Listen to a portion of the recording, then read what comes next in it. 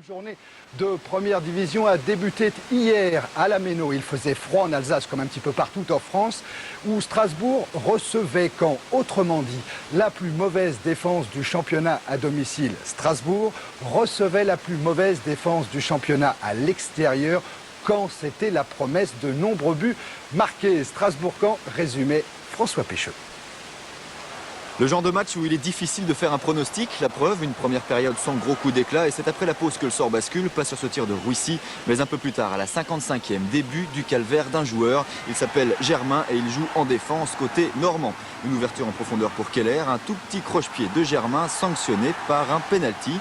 Le premier but au bout du pied de Leboeuf, tout content de faire prendre le large à son équipe.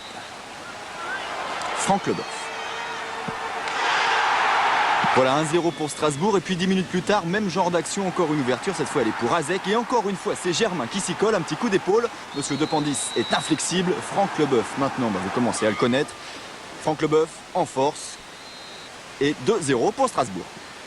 Caen bien sûr est KO, la suite les laissera sans réaction, la suite c'est ce 1-2 avec Bels et Germain qui le bouscule. Vu ce qui s'est passé avant, il n'y a pas de raison de ne pas siffler.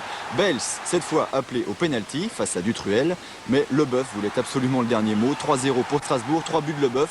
Et ayez s'il vous plaît une pensée émue pour Joël Germain. Et Franck Leboeuf signe le deuxième triplé de la saison après les 3 buts inscrits par Baticle lors du Auxerre Lyon de la 6e journée de championnat.